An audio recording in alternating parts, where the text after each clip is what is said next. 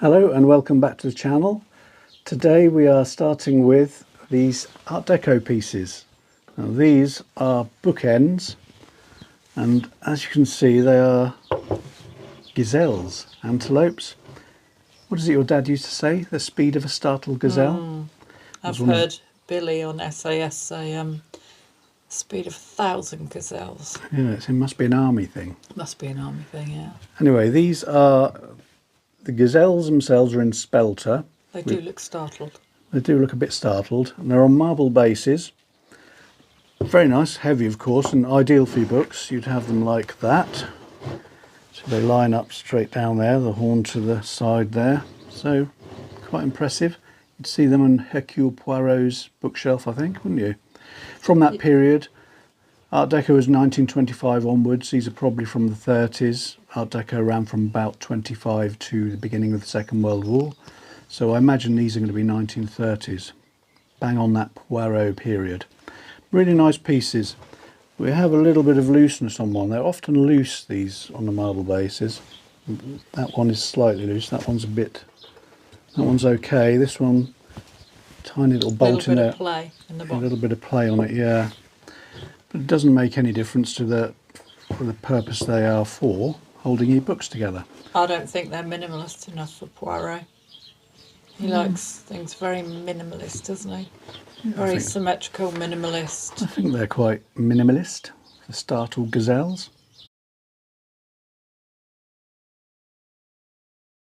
Anyway, very, very Art Deco pieces, lovely pieces. And we picked all the things, I think all the things today came from a vide grenier, similar to a car boot sale, a place called Saint Ebremond de Bonfosse. I had a free pass that day. Tracy let me go out on my own, unsupervised. I had quite a good day actually. Now this is another piece I found there, and this, again, this is Art Deco, unmistakably Art Deco. This is a little jardiniere planter with a blue glass liner, all intact. This again will be made of spelter, the same material as the gazelles, and it's very, very fragile spelter. So to find it in good order with the handles and the feet in place is a bonus. Now that's very geometric, isn't it? That's more of the sort of style you would expect with Poirot. Classic Art Deco, yeah. With the geometric styling on there. You could actually put little flowers in there, actually, to be honest. Well, I suppose it is a jardiniere, isn't it? Yeah, I mean cut flower. Yeah. Well, you wouldn't grow plants in it, would you? No, but you could. Some people are into cacti, small plants like that, aren't they? Little display jardiniere. Or you could put tea lights in it as well, because that lovely blue. I mean, that blue is gorgeous. That's classic Art Deco design. If you wonder, it's very geometric. The beautiful blue on that glass. The liner. It's nice to find them with the liner. It's they actually are often missing. Yeah, the liner doesn't come out without taking these screws off here, so it's all in one piece. Beautiful piece. Art Deco jardiniere, same time period, around 1930s I would think.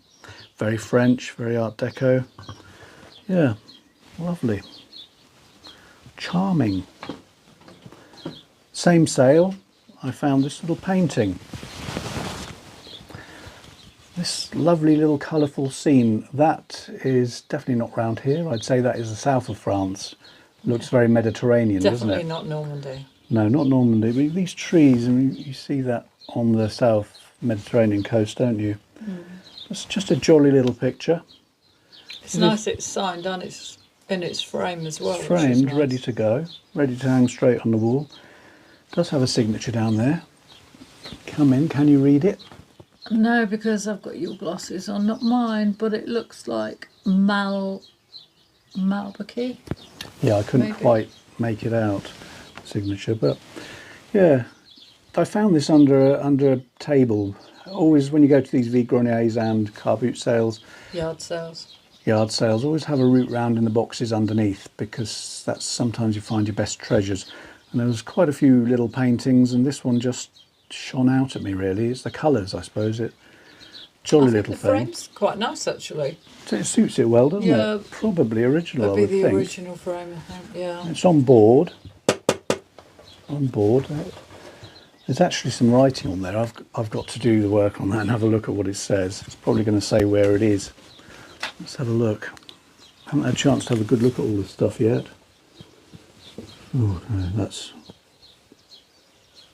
oh, Côte d'Azur. Yeah, Côte d'Azur. So it's down there. The Côte d'Azur. Lovely little picture. Ready to hang straight on the wall.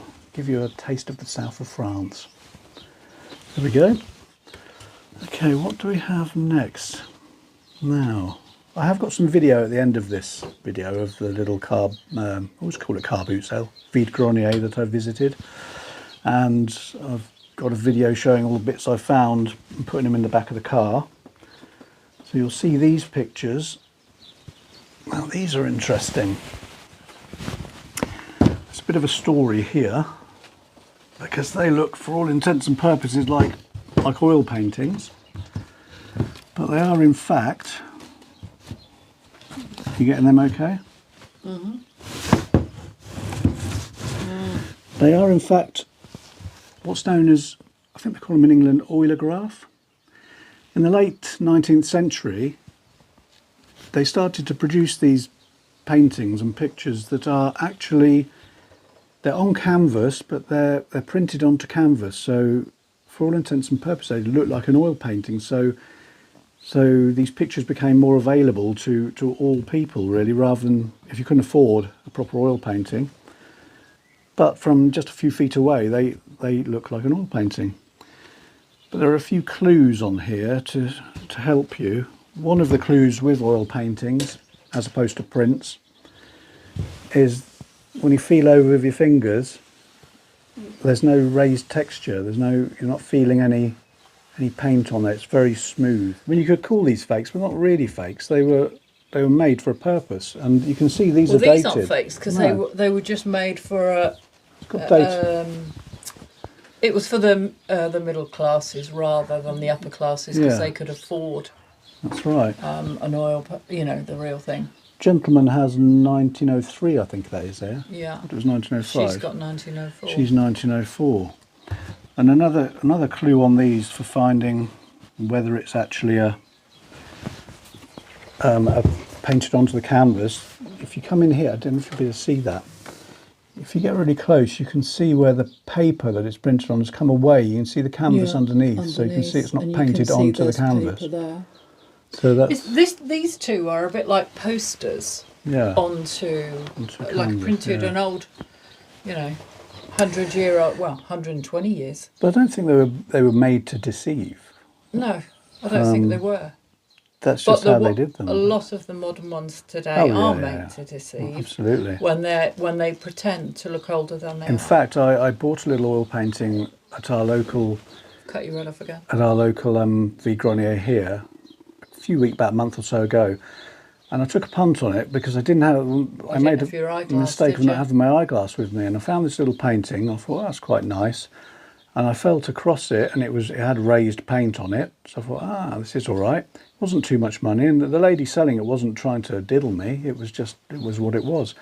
But when I got it home and got it under the magnifier, you could see the tiny dots. It was a print, but that had been, I suppose, made to deceive. It had got the raised. Had been made to deceive because it had the raised. So that was a lesson. Raised surface. That was a lesson to me. Always take your eyeglass with you and be careful. We all get caught now and again. Yeah. So there we are. I quite like these though because I think they're quite nice. They almost look like, to me, they almost look like I mean, they're not, but they almost look like advertising pieces. Yeah. I mean, they're really nice because she's knitting. He's smoking a pipe. But what I find interesting about this is she's knitting, but if you look, you see how many needles she's using. She's actually using 4 needles. 4 or 5 is she using? 1, 2, 3, 4. I'll count now. 1, 2, 3. She's got at least 4 needles knitting needles. Yeah, she'll be making socks or something, or something where you're knitting on a round, probably. How do you use 4 needles? Well, instead of coming off for each, when you knit with 2 needles, you knit from side to side. So when you knit with 4 needles, you're creating like a circle. Rowena will know what I mean. No, you've lost You me. could put well, you're creating a tube. You can create a tube. You can also knit with 2 needles and a wire and go round that way. But Yeah. it saves having to go side to side to side. You can remember when my mum knitted the socks. No. I think it's- Rowena uses 4 when she does socks. She does lovely socks. I got a pink pair. Very nice. Well, there we go. A pair of oleographs that look like oil paintings but actually aren't. But yeah, interesting. Not sure what we're doing with those. I like them. I'd like to keep them. They're nice. Yeah. Let's put them over there. I think they're Brittany people. The Yes, headdress with her and things. headpiece. I think it probably is Yeah. Brittany. Bretons. Brittany. Right, I have another little picture here hid behind the back because I did show it when I picked it up at the Vide Grenier. Little watercolour.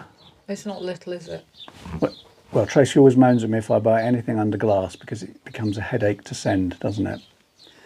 It does. But this caught my eye because, again, the colours, I thought it was quite jolly. And it is signed and dated down there. Can you see You'll that? have to tip it forwards, bright as a reflection. 1960 or something? 60? Yep, 1960. 1960, so there you go. That's a lovely It's original quite jolly, watercolour. but it's... And it's 60 odd years old, 65 years old. I thought it was quite nice. Nice colours.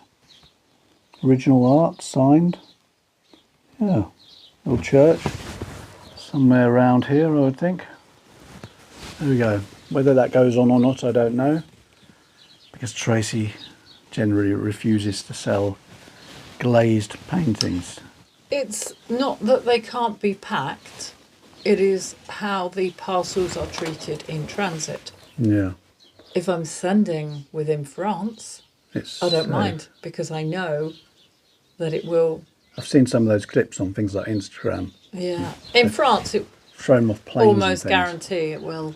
Drop kicking it like a rugby ball. It will Yeah. get there in one piece, but sometimes when things go abroad, It is. it passes through so many hands. That's the Yeah. trouble.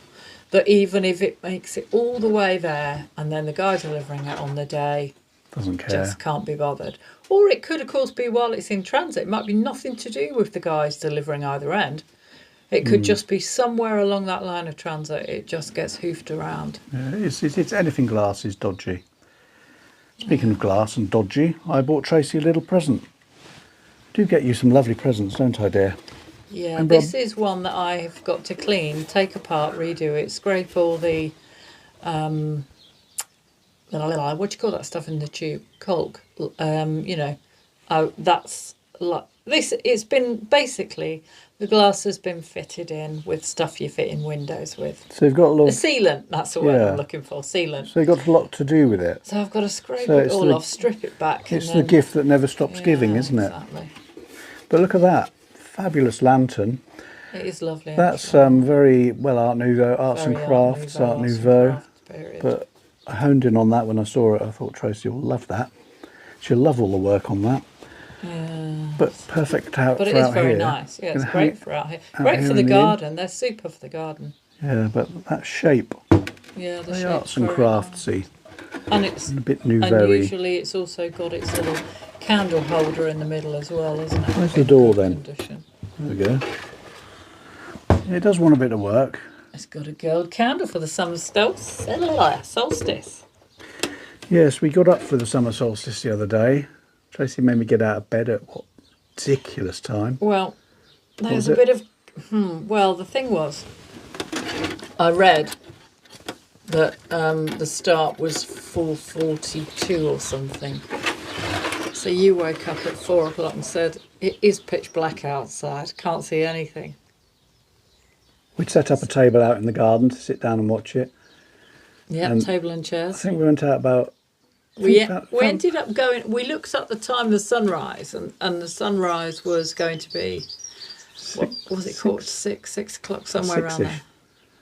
So we went out for that, which was really nice. The birds singing was absolutely deafening. And it sounds like I'm making that up, but it It really was wasn't. a lovely dawn chorus, wasn't It was, I mean, our neighbour had his tractor going at exactly the same time, didn't he? Yeah, And it was almost blanked out by the sound of the birds. And that sounds like I'm exaggerating. I'm not. It was crazy. but we sat there to watch the sun come up and saw absolutely nothing, didn't we? Yeah, we had a it load was of trees in the way. cloudy. We didn't see, we had trees in the way. It was cloudy.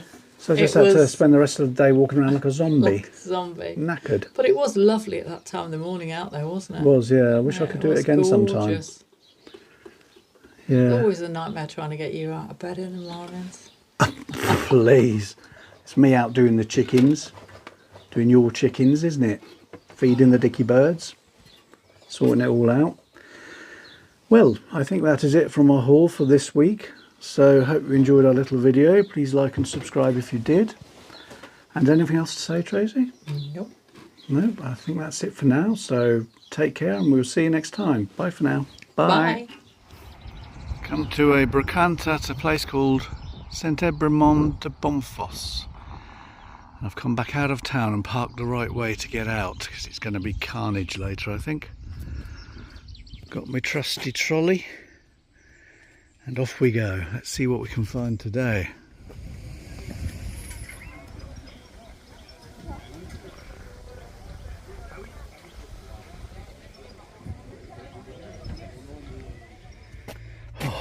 Just got back to the cart. Got a couple of paintings here. Look at these. 1904, 1905. Old paintings.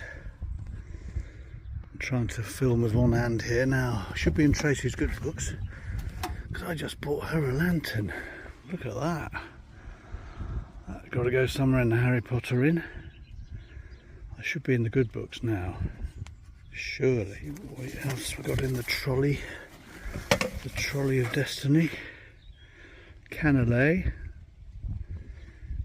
French milk jug. That's going to be from Villedieu. Villedieu de Poles. Can't really see. I haven't got my glasses on. I think that's Villedieu. I'm sure it is. Nice little piece in good condition. Little painting. Just a little oil on board Mediterranean scene by the looks of it. It's sign down there. This is my first trip. I've got to go all the way back. I parked quite a way out. Now this was a good little bit. Let's have a look. I was pleased with this. A very Art Deco piece. Look at that. Very Art Deco. Blue liner, good condition, little jardiniere. Splendid. So I'm going back for the second round now.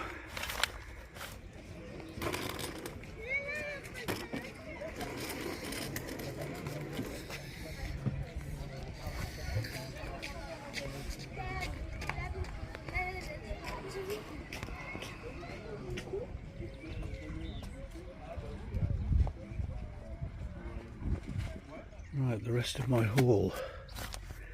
This nice little watercolour.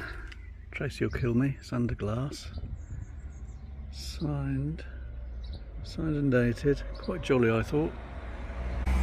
Here's something she can whack me with. An old mallet, look at that. Old mallet. Let's say they're using their rolling pin on me. These are little Art Deco bookends. Very Hercule Poirot, look at those. A pair of them. Very deco. There's the other one. There we go. That's a good little find. Most important, 6 crepes. Pancakes for breakfast. I should be in the good books today. There we go. A nice little haul, a good day's work I'd say. Now, time to go home for breakfast.